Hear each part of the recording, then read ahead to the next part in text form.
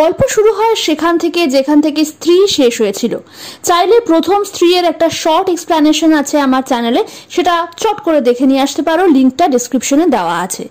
স্ত্রীর শেষে আমরা দেখি যে স্ত্রী চান্দেরিতে ঢোকার মুখে নিজের মূর্তি এবং তার তলায় ও স্ত্রী রক্ষা কর্ণা দেখে সেখান থেকে চলে যায়, আর তখনই পাশে একটা জায়গায় একটা বিস্ফোরণ হয়। তারপর আমরা দেখি একটি মেয়ে রাতে বাইরে বেরিয়ে স্মোক করতে করতে ফোনে কথা বলছিল, যখন হঠাৎই একটা গোল বলের মতন জিনিস তার দিকে গড়াতে গড়াতে এগিয়ে আসে। সেটা হাতে নেওয়া মাত্রই একটা ভয়ঙ্কর মুখ চেঁচিয়ে উঠে মেয়েটিকে তার চুল দিয়ে বেঁধে দৈত্যটি একটা দেওয়ালের মধ্যে দিয়ে অন্য এক জগতে অদৃশ্য হয়ে যায়। স্ত্রীর চলে যাওয়ার পর বেশ কয়েক বছর কেটে গেছে।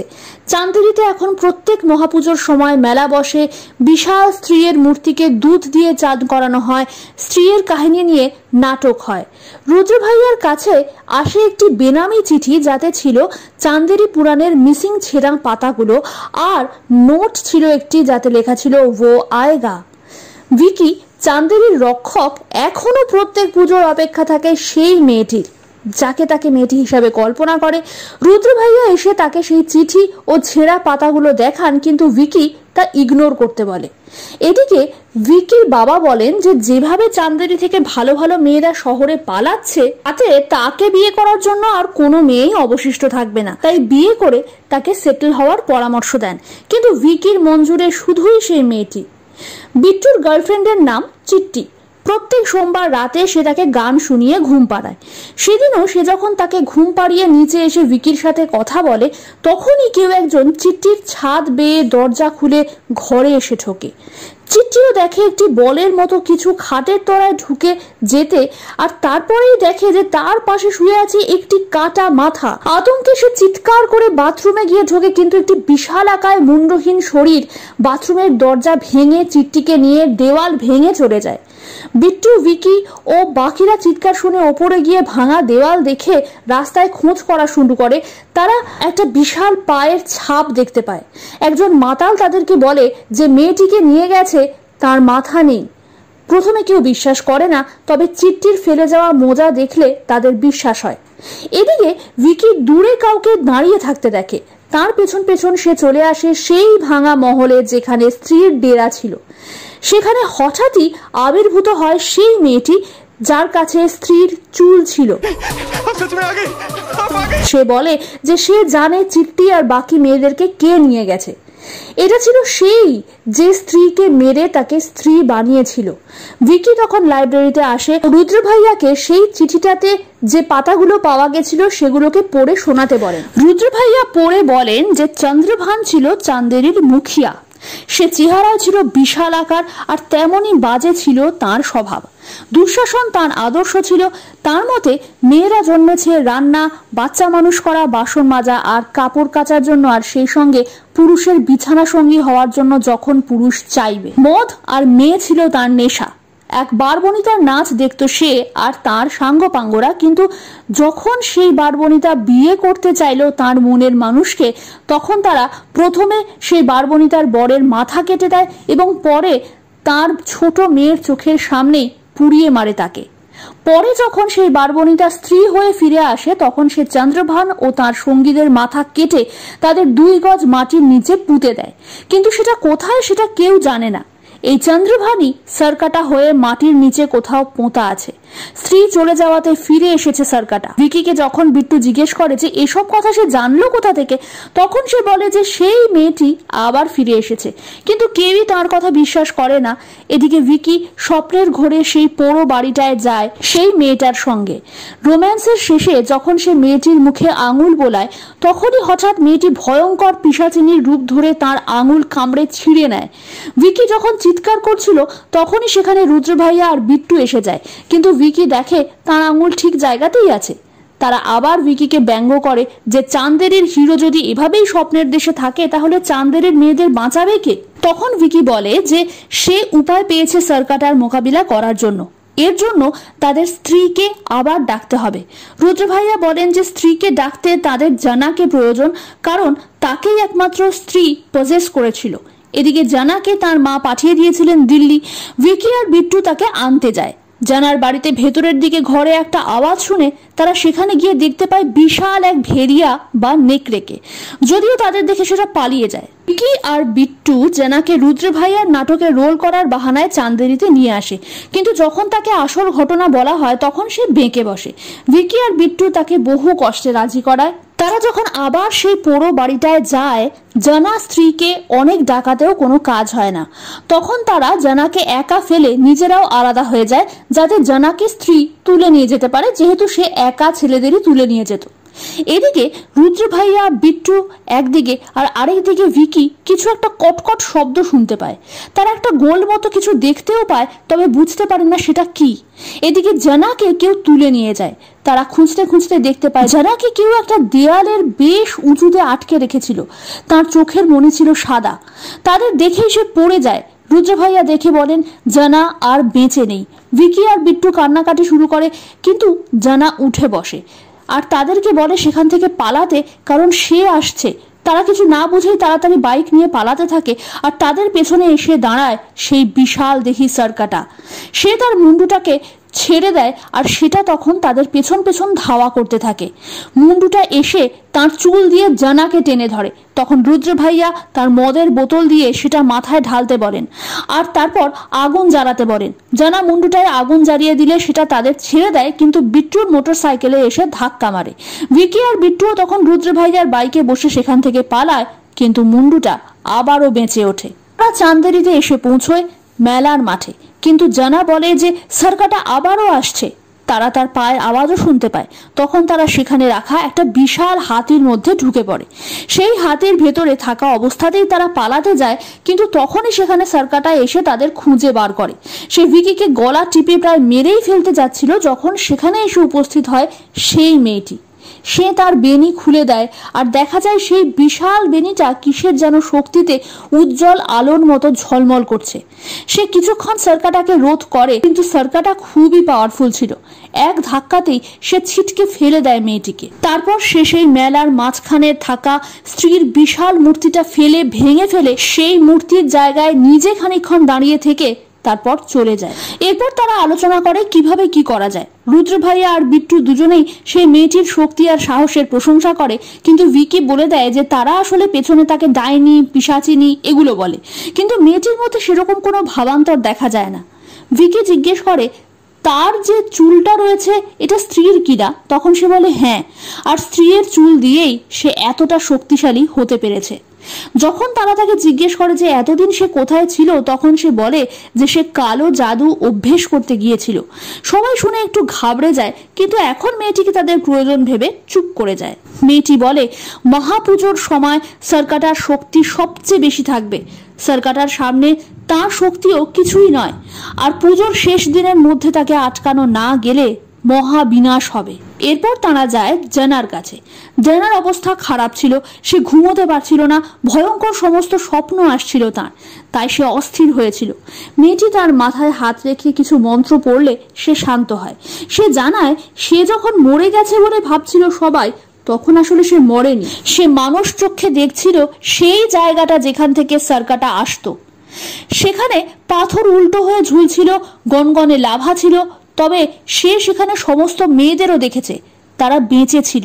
এমনকি চিট্টিকেও সে দেখেছে, কিন্তু সবার মাথা ছিল ন্যাড়া আর তারা সাদা শাড়ি পরেছিল।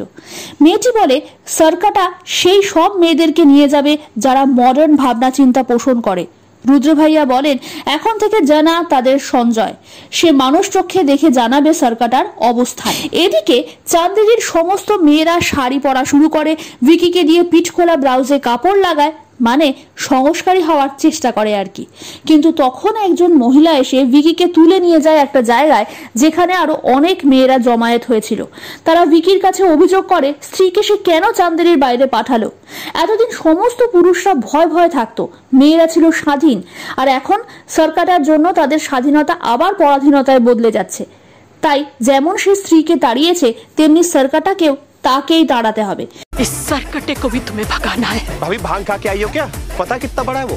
जब बच्चन के ऊपर आमिर खान लगा लो तो भी कमर तक ही आएंगे उसके। ভিকি প্রথমে আপত্তি করে, কিন্তু মেয়েরা ততক্ষণে ভিকির নামে জয়ধ্বনি দিতে শুরু করেছে। সেই মেয়েটিও ভিকিকে বলে যে সে যদি স্ত্রীকে আটকাতে পারে তবে সে সরকাটাকেও হারাতে পারবে।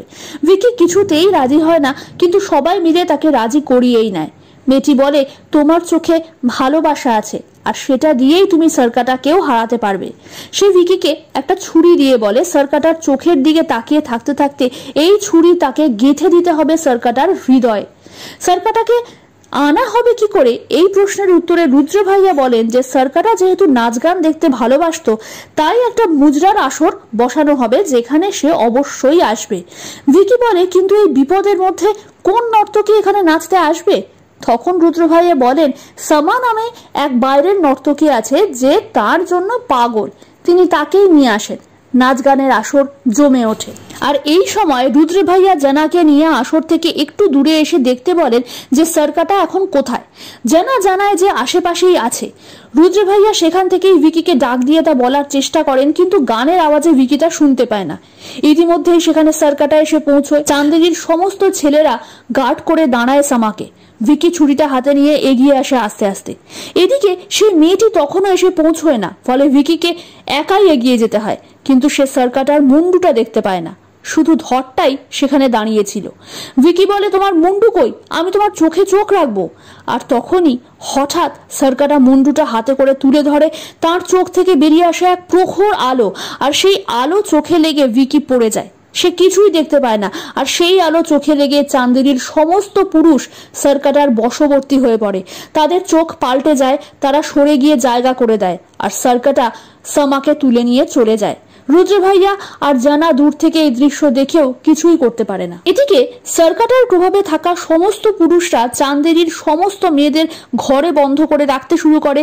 তাদের মোবাইল ছিনিয়ে নেওয়া হয়, মেয়েদের স্কুল বন্ধ করে দেওয়া হয়।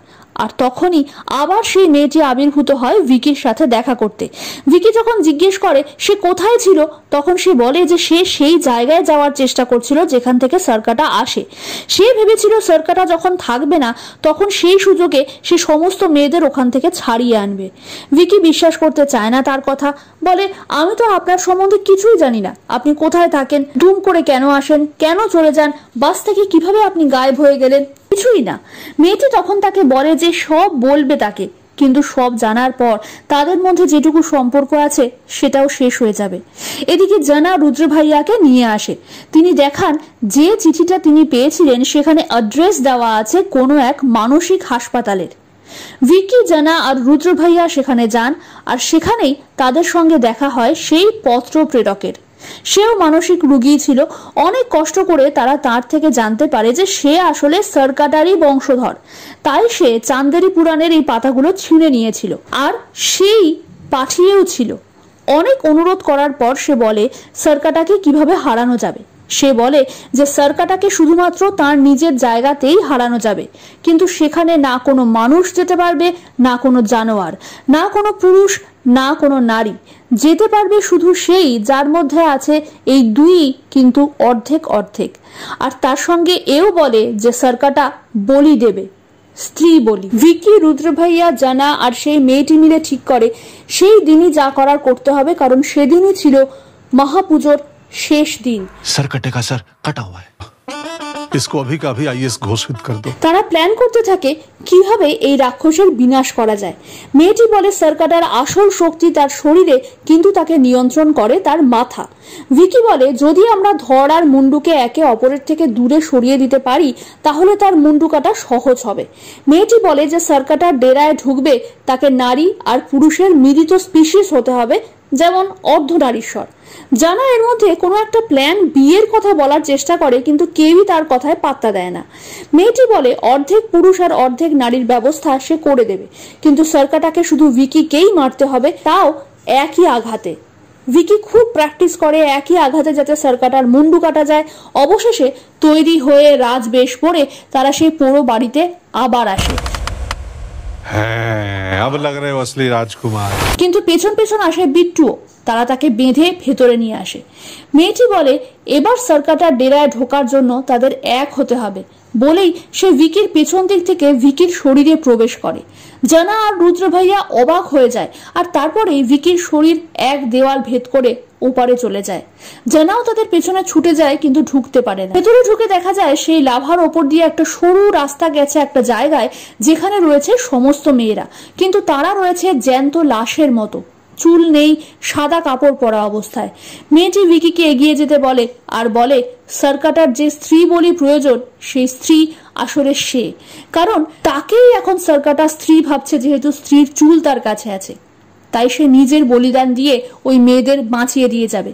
ভিকি কিছুতেই রাজি হয় না, কিন্তু শেষে মেয়েটি ভিকি প্লিজ বলাতে ইচ্ছে না থাকলেও রাজি হয়। অনেক কষ্ট করে সে গিয়ে পৌঁছয় সে জায়গায়, কিন্তু মেয়েদের ডেকে কোনো সাড়া পায় না। আর এর মধ্যেই সার্কাটা তার চুল দিয়ে মেয়েটিকে জড়িয়ে নিয়ে তার আত্মা শুষে নিতে থাকে, আর সেই সঙ্গে আটকে রাখা মেয়েদের আত্মাও তাদের মুখ থেকে বেরিয়ে যেতে থাকে। ভিকি আর থাকতে পারে না, দৌড়ে আসে মেয়েটিকে বাঁচাতে। ছুরির এক কোপেই সার্কাটার মাথা দু টুকরো করে ফেলে সে। মেয়েটি যখন বলে যে সে কেন এলো, তখন সে বলে যে তোমার আত্মার সাথে সাথে বাকি মেয়েদের আত্মাও তো বেরিয়ে আসছিল, তাই তোমার সাথে সাথেই সবাই মরে যেত। ভিকি আনন্দ সহকারে বলে যে কেমন করে সে এক কোপেই মুন্ডুটা দুটুকরো করে দিয়েছে, কিন্তু দেখা যায় সেই কাটা মুন্ডুগুলো থেকে আরো মুন্ডু গজিয়ে যায়। সেই মেয়েটি তখন খুলে দেয় তার বেনি, দুজনে মিলে প্রতিরোধ করতে থাকে একসাথে, কিন্তু মাথাগুলো ধ্বংস হয় না, উল্টে আরো গজাতে থাকে। মেয়েটি ভিকিকে দেখায় একটি পাথরে গাঁথা একটি বড় ছুরি। সে বলে এই ছুরি দিয়েই স্ত্রী সার্কাটার মাথা কেটেছিল, তাই ওই ছুরি দিয়েই তাকে মারা সম্ভব। কিন্তু ভিকি কিছুতেই পাথরের মধ্যে থেকে সেই ছুরিটা বের করতে পারে না। সার্কাটার একটা মুন্ডু তার চুল দিয়ে টিপে ধরে ভিকির গলা, আর একদিকে আরেকটা মুন্ডু পা ধরে টেনে নিয়ে যায় মেয়েটিকে। মেয়েটি তার চুল দিয়ে নিজেকে আটকালেও আরেকটা মুন্ডু আবারও শুষে নিতে থাকে তার শক্তি বা আত্মা। আর তখনই সেখানে আসে ভাস্কর দা ভেরিয়া। বাইরে জানা চোখ বুঝে ভেতরে যা ঘটেছে তার কমেন্ট্রি করে শোনাচ্ছিল রুদ্র ভাইয়াকে। সে বলে ওঠে, বলেছিলাম না প্ল্যান বি, এটাই সেই প্ল্যান বি, অর্থাৎ ভাস্করকে সেই খবর দিয়েছিল। এদিকে ভেরিয়া মুন্ডুগুলোকে কামড়ে ছিঁড়ে অস্থির করে দিতে থাকে। মুন্ডুগুলো এবার ভয় পালাতে থাকে। যখন তারা ভাবছিল যে তারা জিতে গেছে, তখনই উঠে আসে সার্কাটার বিশাল ধরটা। সব মুন্ডুগুলো তার শরীরে মিশে যায়, আর একটা মুন্ডু তার ঘাড়ে আটকে সে তার পূর্ণাঙ্গ রূপে আসে। ভেরিয়া তাকে আক্রমণ করতে গেলে সে ছিটকে ফেলে দেয় তাকে, ফলে সে ভাস্কর হয়ে পড়ে যায় আর জ্ঞান হারায়। মেয়েটি এবার তাকে আক্রমণ করতে চায়, কিন্তু সে মেয়েটির গলা টিপে উঠিয়ে নেয় তাকে। ভিকি তার সেই ছোট ছুরিটা দিয়ে গেঁথে দিতে চায় সার্কাটার বুকে, কিন্তু তার কিছুই হয় না, সে ভিকিকেও ছুঁড়ে ফেলে দেয়। এবার সার্কাটা মেয়েটির চুল থেকে স্ত্রীর চুল আলাদা করে ফেলে দেয়, আর তখন মেয়েটি চেঁচিয়ে ওঠে মা বলে। আর তখনই আকাশে পুঞ্জীভূত আলোর মধ্যে থেকে নেমে আসে স্ত্রী। সার্কাটার সঙ্গে তার প্রবল লড়াই হয়। প্রথমে স্ত্রীর সাথে পেরে না উঠলেও একসময় সার্কাটা একটা পাথর ছুঁড়ে মারে, আর বেশ কিছু পাথরের চাঁইয়ের নিচে চাপা পড়ে যায় স্ত্রী। তখন মেয়েটি ভিকিকে বলে যে তাকেই এখন সার্কাটাকে মারতে হবে। ভিকি দৌড়ে যায় সেই বড় ছুরিটার কাছে। এদিকে সার্কাটার সাথে দেখতে পেলে মেয়েটি তার দিকে সার্কাটার নজর ঘোরানোর চেষ্টা করে। সার্কাটা একটা বিশাল পাথর তুলে মারে তার দিকে, কিন্তু তখনই ভেরিয়া এসে বাঁচিয়ে নেয় তাকে। আর ভিকিও সেই ছুরিটা বের করে আনে, মনের সমস্ত নির্মলতা আর ভালোবাসা একত্র করে। আর সেই সময় স্ত্রীও বেরিয়ে আসে সমস্ত পাথর ভেদ করে। ভিকি সেই ছুরিটা ছুঁড়ে দেয় স্ত্রীর দিকে। সেটা দিয়ে স্ত্রী প্রথমে সার্কাটার হাতে আঘাত করে, তারপর বুকে, আর তারপর কেটে দেয় তার একটা পা। সার্কাটা কাটা কলা গাছের মতন পড়ে যায়, আর তারপর স্ত্রী তাকে টেনে নিয়ে চলে লাভার দিকে। শরীরটা ফেলে দেয় লাভায়, কিন্তু মাথাটা তুলে আনে, আর তারপর এক কোপে মাথাটা দু টুকরো করে ফেলে দেয় লাভায়। শেষ হয় সার্কাটার আতঙ্ক। আর এদিকে সব পুরুষরাই মুক্ত হয় সার্কাটার প্রভাব থেকে, আর মেয়েরাও বেরিয়ে আসে পুজো করতে। ছেলেরা তাদেরকে জায়গা ছেড়ে দেয়, আর তারপর স্ত্রী চিৎকার করে ছুটে আসে মেয়েটির দিকে, কিন্তু তারপরেই শান্ত হয়ে যায়। ঘাড় কাত করে দেখে মেয়েটিকে, তার চোখে ফুটে ওঠে স্নেহ আর কষ্ট। মেয়েটি জল ভরা চোখ নিয়ে বলে যাও মা, আর স্ত্রীও আস্তে আস্তে চলে যায় সেখান থেকে। ভিকিরা বাইরে চলে আসে, আর সেই সঙ্গে আসে সেই সমস্ত মেয়েরা যাদেরকে সার্কাটা নিয়ে চলে গেছিল। তারা বিজয় গর্বে ফিরে আসতে থাকে, আর সবার পেছনে থাকে ভেরিয়া। এবার ছিল মেয়েটির চলে যাওয়ার পালা। মেয়েটি বাস স্টপে বসে ভিকিকে বলে যে হ্যাঁ, স্ত্রী তার মা। ভিকি যখন বলে যে কিন্তু স্ত্রী তো তাকে মারতে চেয়েছিল, তখন সে বলে যে আমার এই রূপ সে জানতো না, তার কাছে তার মেয়ে তখনও সেই বাচ্চাটাই ছিল যার চোখে জল দেখতে দেখতে তাকে মরতে হয়েছিল। ভিকি তখন অবাক হয়ে বলে যে কিন্তু সে তো অনেক আগেকার কথা। তখন সে বলে যে আসলে আমি সেই যা লোকে আমাকে বলে, বহু বছর ধরেই আমি চেষ্টা করছিলাম মাকে মুক্তি দেওয়ার, কিন্তু সেটা তোমাকে ছাড়া সম্ভব হতো না, তাই আমি তোমার সাথে বন্ধুত্ব করি। যখন ভিকি তাকে জিজ্ঞেস করে যে তাহলে তাদের মধ্যে যে সম্পর্ক তা কি মিথ্যে ছিল, তার উত্তরে মেয়েটি বলে যে না, তাদের আত্মার সাথে আত্মার সম্পর্ক রয়েছে আর সে এখানেই আছে তার কাছে। ভিকি তার নাম জানতে চাওয়ায় সে কানে কানে বলে তার নাম, যেটা আমরা শুনতে পাই না, আর তারপরে সে গায়েব হয়ে যায়। ভিকির হাতে থেকে যায় একটা সাদা গোলাপের পাপড়ি, যা তার দেহে মিশে গিয়ে এক অদ্ভুত শক্তি দেয় তার মধ্যে। জানা আর ভিট্টু এসে নাম জিজ্ঞেস করে মেয়েটির, কিন্তু ভিকি উত্তরের বদলে শুধুই মৃদু মৃদু হাসে। তারপর আমরা দেখি সেই দৃশ্যটা যেটা মুঞ্জার শেষে দেখা গেছিল। ভাস্করকে মুন্নি ব্র্যান্ডের আন্ডারওয়্যার এনে দেয় জানা। ভাস্কর জানাকে দিল্লি ফেরত যেতে বারণ করে, কারণ সেখানে উপদ্রব শুরু হবে এক ড্র্যাকুলার যে রক্ত চুষে খায়। আর তারপর ভাস্কর জানাকে বলে সেই মেয়েটির সাথে সেটিং করিয়ে দিতে। জানা কিছুতেই রাজি হয় না, কিন্তু ভাস্করও নাছোড়বান্দা হয়ে তার পেছনে দৌড়তে থাকে। আর এখানেই শেষ হয় স্ত্রী 2। তবে পোস্ট ক্রেডিট সিনে আমরা দেখি একটা দরজার বাইরে থাকা একটা অস্থির ঘট গড়াতে গড়াতে একটি চাদর মুড়ি দেওয়া ছায়ামূর্তির কাছে আসে। সেই ছায়ামূর্তি ছিল সরকাটার সেই পাগল বংশধর। ঘটের মুখটা খুললে তার মধ্যে যে লাভা ছিল, লোকটি তা মুখ দিয়ে টেনে নেয়, আর সেই আগুন ঠিকরে বেরোতে থাকে তার চোখ, মুখ, গাল, গলা থেকে।